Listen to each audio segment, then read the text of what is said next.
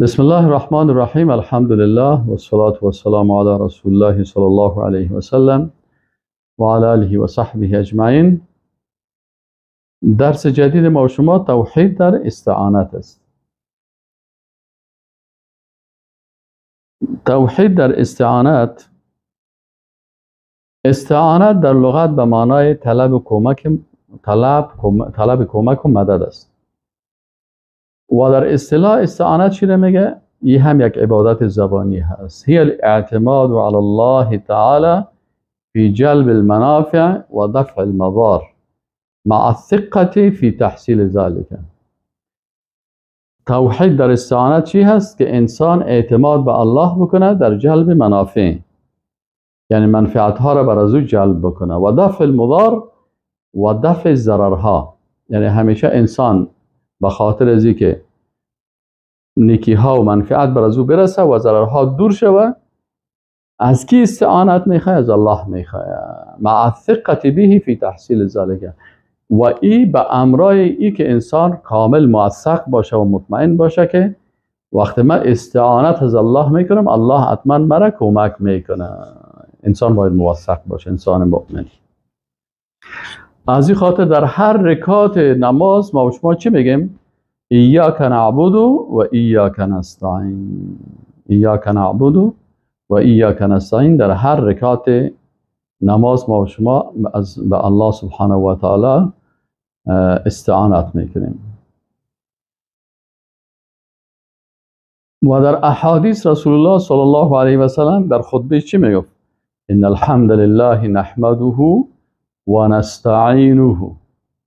حمد و ثنا و صفت مخصوص الله هست، حمدش میفرستیم. و نستعینه و نستغفره، و از الله طلب کمک میکنیم و از الله طلب استغفار میکنیم. یعنی در چی بوده؟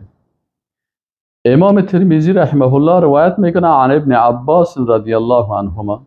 عبدالله ابن عباس رضی الله عنهما نوجوان است. میگه کنت خلف النبی صلی الله علیه و سلم یوما. میگه یک روز من در پشت سر رسول الله صلی الله علیه و سلم بودم. فقال، میگه رسول الله صلی الله علیه و سلم گفت یا غلام، ای پسرک، اینی اعلمک کلمات، من بر تو چند کلمه را درس میدم. ببین رسول الله صلی الله علیه و سلم به اطفال و نوجوانا هم درس عقیده میداد.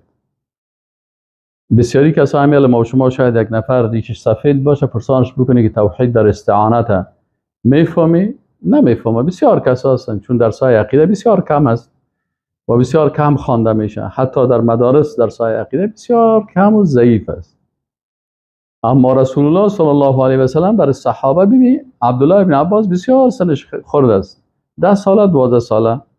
رسول الله صلی الله علیه و سلم برش چی میگه؟ که یا غلام. غلام در زبان عربی چی میگن؟ غلام در زبان عربی یعنی جوانی که هنوز نوجوان باشه. ما به اصطلاح ما شما نوجوان یعنی بالغ نیست، هنوز اصلا بلوغ نرسیده، برای غلام گفته میشه. برش میگه که ای نوجوان، اینی اعلمک کلمات، ما بر تو چند کلمه را تعلیم میدم. احفظ الله یحفظک. اول چی هست که یعنی الله را به یاد داشته باش، الله تو را حفظ میکنه. یعنی همیشه الله را به یاد داشته باش، الله را از یاد نبر. احفظ الله تجده تجاهک. الله را به یاد داشته باش، هر جای به امرایت الله را میابی. وقتی که تو الله را به یاد داشته باشی، الله را در هر جای پیدا میکنی و به کمکت و به استعانتت و به مددت میرسه. ببینی بسیاری کسا مثلا جای دور میرن، کجا میری؟ فلانی جای میرم، و الله برش نزدیک است، از الله نمیخواه، میره پیش مخلوق. متاسفانه تو چند مرتبه از الله خواستی که این مشکل تو را رفع نکرده.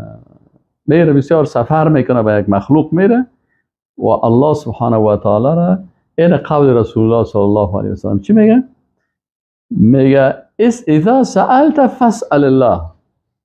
وقتی که سوال میکردی، طلب میکردی، میخواستی، از الله بخوای.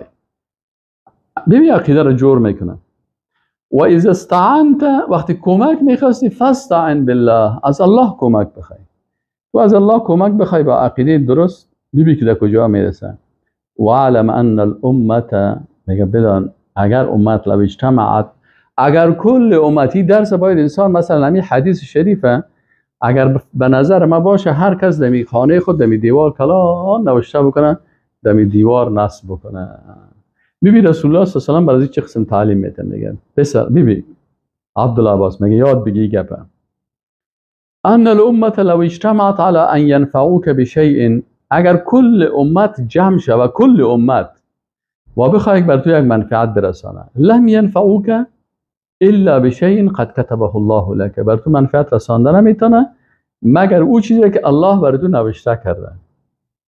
کل امت اگر جمع شه و بخواه بر تو منفعت برسانه منفعت رسانده نمیتونه مگر چیزی که الله بر تو نوشته کرده. و این اجتمعوا اگر میگه کل امت جمع شوند علی ان یضروک بشیء که بر تو یک ضرر برسانه کل امت بخواه بر تو ضرر برسانه لم یضروک الا بشیء قد کتبه الله لك ضرر رسانده نمیتونه مگر او چیزی که الله بر تو نوشته کرده است. یعنی انسان ها نه بر تو منفعت رسانده میتونه نه بر تو ضرر رسانده میتونه مگر چیزی که مقدر شده از جانب الله بر تو. برای درس میده که یعنی انسان مؤمن هیچ وقت توجهش به طرف مردم نباشه و ترس از مخلوقات نداشته باشه. تا زمانی که تقدیر و مقدر الله نباشه او مخلوق بر تو ضرر رسانده نمیتونه و تا زمانی که الله مقدر نکرده باشه او مخلوق بر تو منفعت رسانده نمیتونه.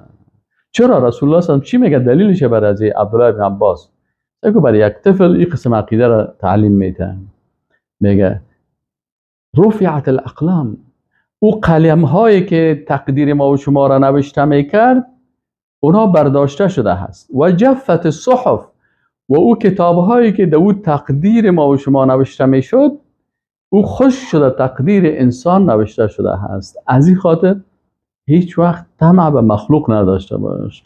چرا الله سبحانه و تعالی هست که هر چیز را بر تو مقدر میکنه و تقدیر کرده و او بر تو میرسه. ایناله اگر از کدام جای بر تو نیکی میرسه از جانب الله هست و اگر کدام مصیبتی بر تو میرسه مقدر شدگی از جانب الله هست. اما این مخلوق بدبخت خدا گناهگار کرده. میگه یکی از دوستای الله را یک کس همراه سیلی زد میگه او برش گفت که الله تو را ببخشه. میگه او خطا شد که چه قسم من تو را سیلی زدم تو مرا میگه الله تو را ببخشه. گفت الله تو را ببخشه این سیلی خب برای من مقدر بود که میخوردم افسوس گناهگارش تو شدی یعنی تو زدی تو گناهگار شدی اگه نه تو امی سیلی نمیدی شاید یک کس دیگه مرا امی سیلی میزد این تقدیر ما بود ولی گناهگار تو شدی که تو قصدن آمدی مرا با سیلی زدی.